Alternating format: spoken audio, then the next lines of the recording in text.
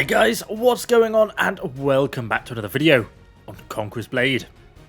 So, revisiting the Flamethrowers, or whatever they're actually called, the Siphonarioi, something like that. Here we are. Been a while since I actually visited this unit, but I think the meta for them has changed, at least in random battles, quite a lot. And this is really a random battle look at them, not a territory war look at them. So if you're looking at them for territory wars, that's kind of a little bit different. But for random battles at least, I think they're kind of struggling quite a lot more than they used to. I think there's a few reasons for that. Partially axe raiders, partially less shields. You know, there was a time when stalwarts were just absolutely everywhere in the game. So it meant you always really had somewhere to hide, because these guys are extremely fragile. Even though they've got technically 5,000 hit points, it just doesn't feel like that. One musket bomb will pretty much wipe the unit. You know, longbows can pretty much close to one-shot them if they headshot them, at the very least two-shot them. And when you've only got 7 people in a unit, it means they die extremely quickly. But they do, of course, have really, really high damage. And so I suppose that's their benefit. I do like them in this how they play, in the sense you basically get 2 abilities in a normal attack. So on a normal attack they just burn. They then have a firestorm, which is basically the same as their normal attack, but it's directionally focused, and they burn for a longer period. So if you've got like a big group of enemies coming through a gate, you can just set this off, burn straight into them, and you'll do loads of damage. The other is Scorched Earth, which is a slightly slower ability to activate, but it basically sets the ground on fire, and then anything that's passing through or standing on that piece of land also gets set on fire, because they've actually stood on burning ground. So that's kind of the abilities you get with them.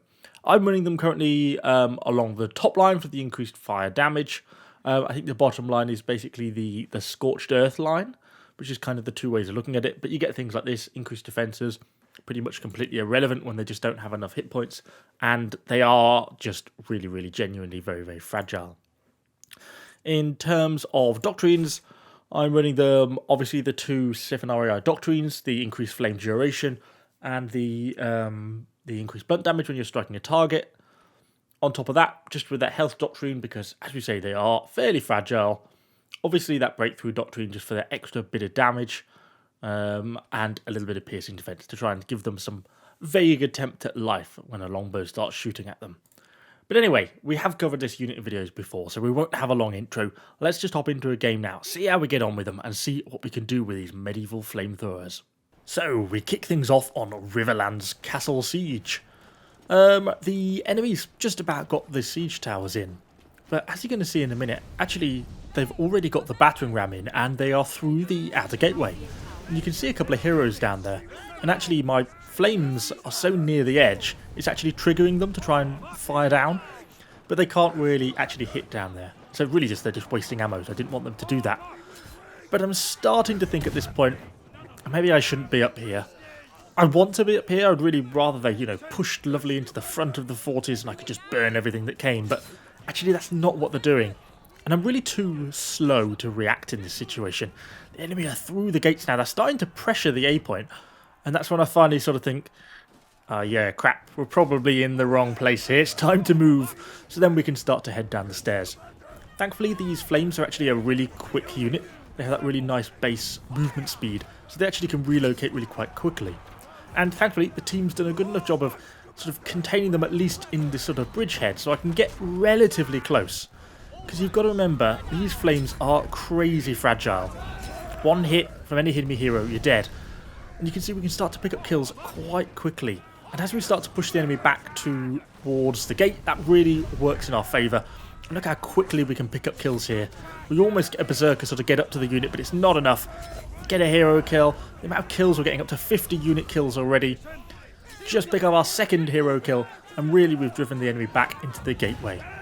I could sort of pursue here, but there is quite a few muskets in that gateway. The unit is a bit damaged, and it only takes 1 musket ball to the chest, and that's sort of game over for that flame, you know, model, unit, bloke, individual, whatever you want to call him. So you've got to be really careful with them. That's kind of the point. When they were released sort of way back in Season 5, there was a lot less stuff that could sort of get to them. Plus there was a lot more stalwarts kicking around. So it kind of meant they worked a lot better. They were a lot easier to use. nowadays they are just so fragile and there's so much stuff that can kill them so quickly that you just have to be super careful with them. But anyway, the enemy started to pressure the B point.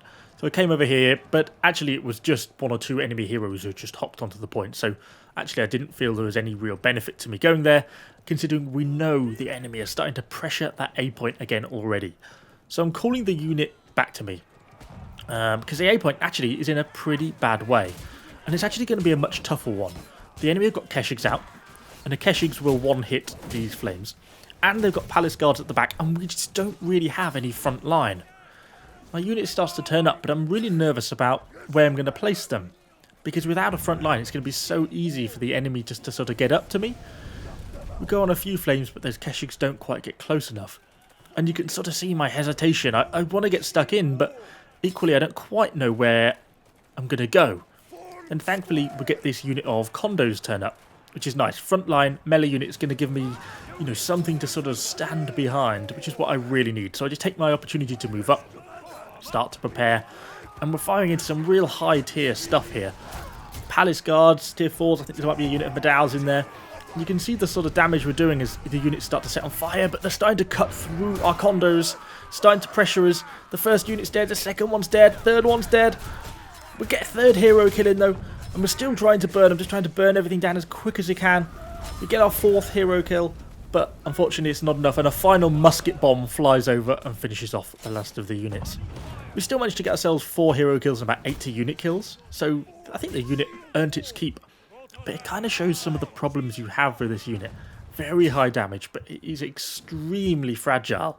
And remember, with Axe Raiders in the game at the moment, it's so easy to get caught out of position and killed instantly. Important as it is to be careful with this unit because they are fragile, you also have to push. We're on Conqueror Castle here, trying to take the A point. Really challenging point to take, can actually be really hard. Get stuck on this map on this point sometimes. It really requires a full team effort. So when the team pushes, you have to push with them and you have to risk the unit. The enemy then starts countering us with Medals, other tier 5s. They're really trying to drive us off this section of the wall. And I think they would have done so had we not been here with our flames. You can see the amount of damage we do. Picking up quite a few kills, but trying to get out of the way of that Trebs. I'd rather have not been on this side of the wall because the enemy tend to have archers shooting up. And we do take quite a few casualties. But we do drive them back and we do kill another tier 5 unit. So I think it's worth it. And ultimately, we end up losing, well, down to 3 models. Only 3 models survive. And one of them with such an unbelievably small amount of health. It's a miracle he actually lived. But lived he did. And I managed to get them sent back to the supply point. But we still picked up 40 kills, a hero kill, and actually really helped maintain our position on the wall here. And remember, thankfully, at least these flames are quick, so they can get back to the supply point really quite rapidly and then get back to the fight. The team really takes advantage of our sort of position on the wall. We go straight in with some Iron Reapers, start to pressure the remaining units down here and start to push down. And actually, we managed to fight our way through here. And then we can start to try and clear out the A point. Units still getting healed up. We grab ourselves a second hero kill just with our hero. And then we start to call the unit back. Because this is where we really need the flames to be here again. There's only 3 of them left alive. But remember, we're going to be fighting in quite a narrow gap here, look. Because the enemies are just trying to fight their way up this funnel. So it'll be a really good time to get these flames here. Because we know they can make a really big difference in this sort of situation. So waiting for them to come back, called them back. But remember, they do move fairly quickly. So actually, it doesn't take them that long to get here. Because they've got that really high base movement speed.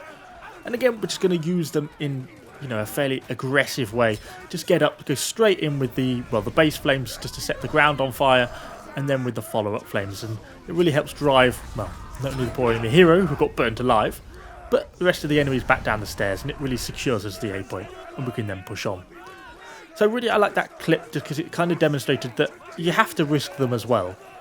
I find sometimes I end up playing them far too timidly, and ultimately, sooner or later an enemy hero will get amongst them. It doesn't matter what you do with them, people see flames and they naturally go to kill them. Kind of the same as Falco, so you might as well be aggressive with them. And try and just sort of do what damage you can. Try and get up as many kills as you can because it really helps pushes. And I think that like push there on the A point was an example of how this unit really helps win pushes in those situations. But anyway, we have waffled on about these flamethrowers for more than long enough. Hopefully you've enjoyed the video. If you have, do let me know what you think in the comments down below. And of course, subscribe to the channel for lots more Conqueror's Blade content. Thanks for watching, guys, and I shall see you all on the next one.